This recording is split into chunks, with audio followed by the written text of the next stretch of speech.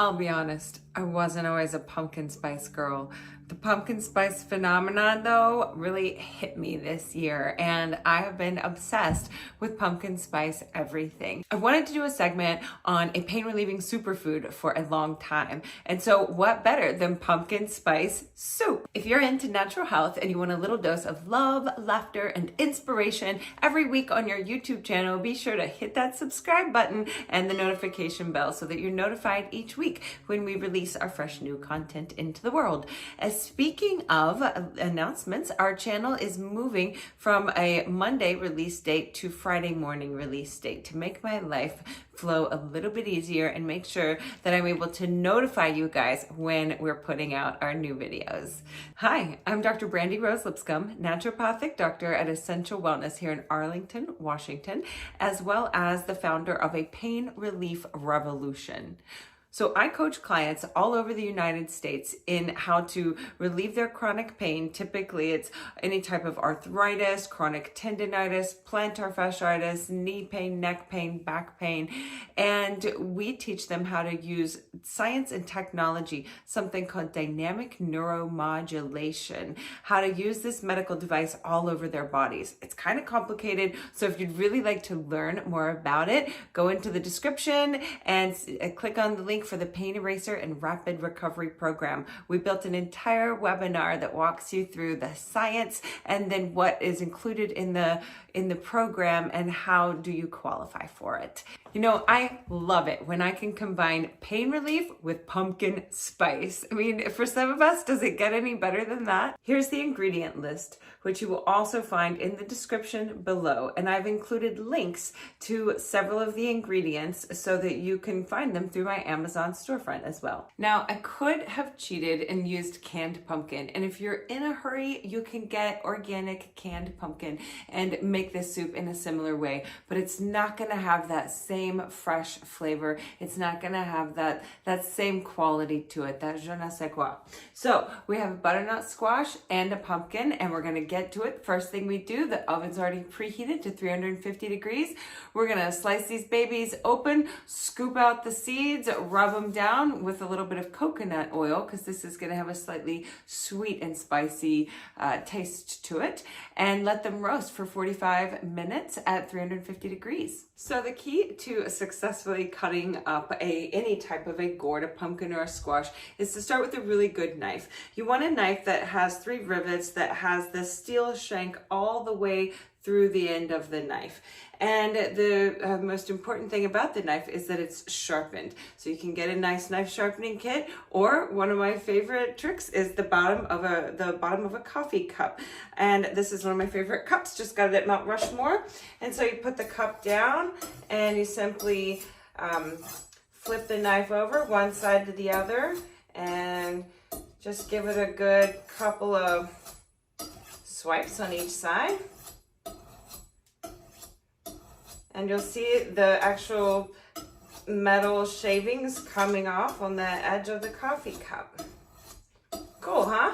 All right, now my knife is nice and sharp. We're gonna take one of our gourds, take the top off of it, and go right down the center. And voila.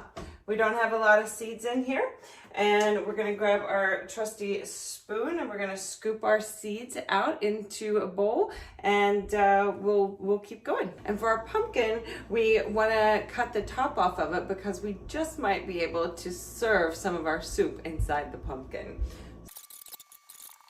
So I'm gonna scoop this out as well, and then we're gonna season them up with a little bit of coconut oil and salt and get them in the oven ready to roast. And this is Himalayan sea salt. Himalayan sea salt is my favorite salt to use because it has 74 different trace minerals that we don't normally get in our diets. Now, Himalayan salt does not contain a lot of iodine. It's not a source of iodine. So if you're exclusively using Himalayan salt, you want to make sure that your intake of iodine is also sufficient, because we need iodine for our thyroid. And once we're done with that, We simply put them face down on a baking sheet, and they're gonna go in the oven for 45 minutes. Ginger has anti-inflammatory effects, antibacterial effects, antioxidant effects, and it increases our circulation through the periphery. One of my favorite things to do with ginger is brew a ginger tea on the stove,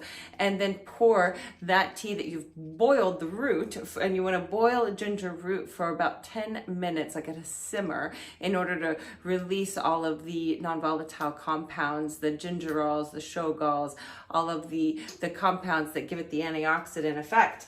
And then once you have that boiling ginger tea, pour that over 2 bags of green tea and put that into a big mug and drink it all day long. Amazing.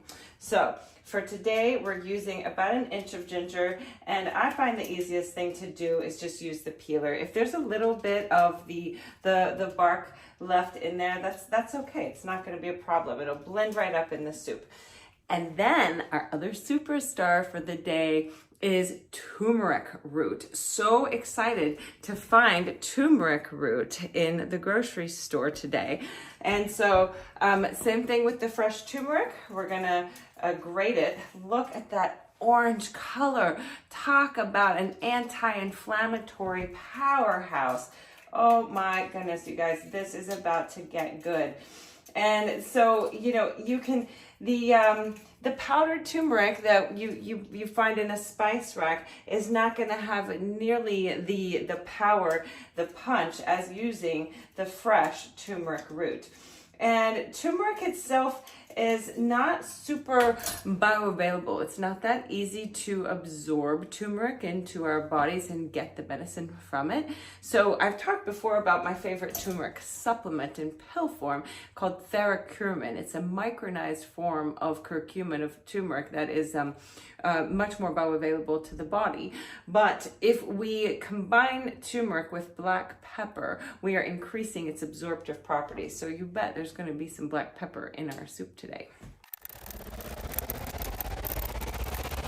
So yes, when you're cutting up turmeric, you better be using one of your older cutting boards that you don't mind if it has a bit of a yellow stain on it after you're done, because that's just what turmeric does.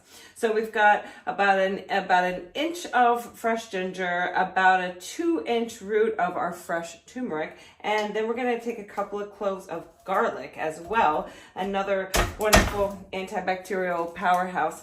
Now, my favorite way to get the peel off the garlic is just to put it down and smash it really good with a knife, right? Just put it down and hit it with the flat end of the knife, and look, the peel comes right off. Did you know it was that easy to take the garlic out of its peel, smack it, and it's done.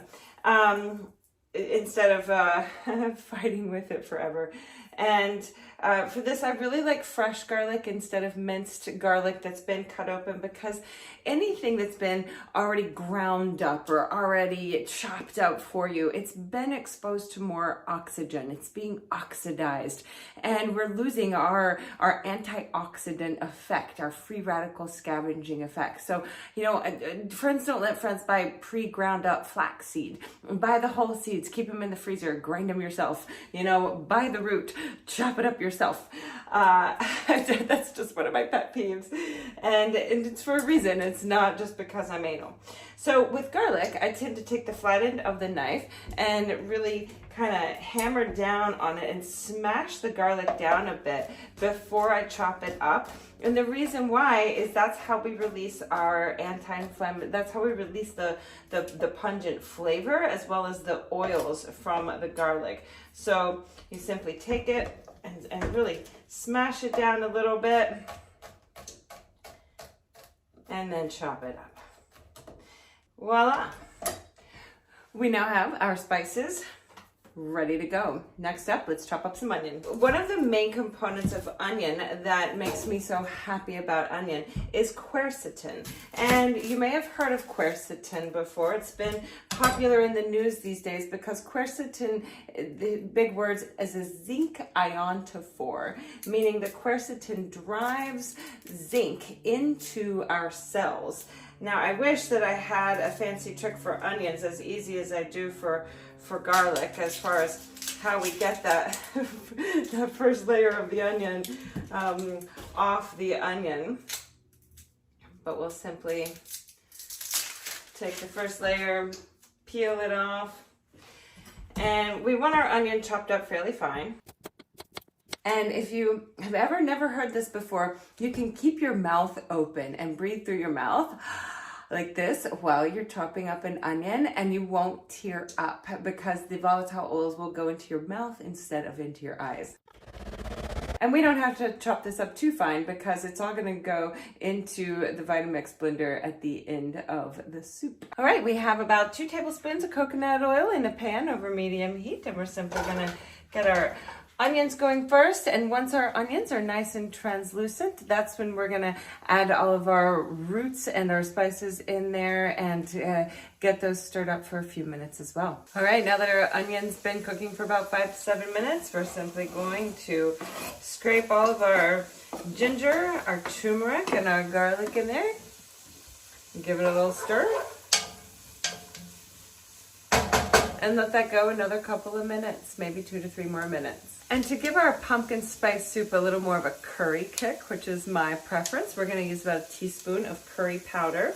Now, some recipes will call for the curry paste, but most of those curry pastes have canola oil and a lot of sugar in them, and I don't really like to use cane sugar in my recipes. So this is just a pure curry powder. I'm going to do about a teaspoon of it, maybe a teaspoon and a half, because that just doesn't quite feel like that's enough. Yeah, about a teaspoon and a half looks good. It's starting to smell so good right about now. And we're just in time because the timer just went off and the gourds are ready to come out of the oven. So they look perfect. They're nice and piping hot. And the test is to poke them with a fork. And if the skin breaks that easily with the fork, they are done. Most definitely they're done. And so we're gonna let these babies cool for a little bit. And once they're cool enough to touch, we're gonna scoop up the flesh and we're gonna add it to our onion garlic herb mix. And we are going to be adding bone broth into our onion and herb mix right now. And we're gonna add, I'm gonna measure it out for you because I don't usually use measurements, and I know that everyone likes a measurement every once in a while. So we're probably gonna go with about 3 cups of bone broth, and we'll stop there for now. You can, if you want this to be a vegan recipe, you can absolutely use a vegetable broth. One of the reasons Dr. Brandy likes bone broth is that it is really rich in L-glutamine and N-acetylglucosamine, nutrients that really help to heal the lining of our gut. So if for any, painful condition, arthritis, especially rheumatoid arthritis, it's autoimmune, one of the keys to feeling better is having a really healthy gut. If we fix the gut, then we fix the body from the inside out. And bone broth is also really rich in protein, really rich in collagen, which is also great for your joints and great for your skin. And we're gonna throw in a can of organic whole fat coconut milk. I want it to be as rich and fatty as we can. I'm not afraid of a little bit of healthy fat in this world. So I'm not very patient, so I'm gonna use my handy dandy oven mitt. Butternut squash, yum. By the way, my kitchen smells amazing right now. So now we have our squash, our pumpkin, and all of our herbs and our spices on the stove. And I've turned up the heat to a medium high. I'm just gonna add another little pinch of salt to the mix, and it's time to add some pepper. And don't be shy with a little bit of pepper. This is a spicy soup. We're gonna add a little dollop of something sweet at the end to kind of counterbalance it, but I'm gonna make the soup first, get it all pureed up, and taste it, and then figure out from the taste how much extra sweetness do we need. A little bit of balance is good. You could add just a little dollop of honey, a little dollop of maple syrup, some coconut sugar. All are well within what I consider beneficial sweeteners for the body, things that I'm happy to cook with in Dr. Brandy's kitchen. Oh, you guys, it smells amazing. You have to make this right now. And now that this has simmered for about 20 minutes, I am going to scoop it into the Vitamix. Hopefully you have a nice high-powered blender at home. Any blender can work just fine. You don't have to use a Vitamix, but I do love my Vitamix. I've had mine since 1999, which was amazing for a blender to last that long. Instead of buying 3 or 4 or 5 blenders over that time, this one blender has done it all for me. Now I'm going to be taking this with me to a friend's house, but I will plate a dish of it just so that you can see how pretty it looks when we're all done. And time to plate. So for the final recipe, I added the juice of about half of a lime to the entire soup, as well as about 3 tablespoons of maple syrup to really bring out those flavors and complement that spice with a little bit of sweet. And then I garnished it with a little bit of cilantro and some slivered almonds and some chili lime pumpkin seeds. I'm gonna pack these up and head over to Leavenworth for a birthday Halloween party.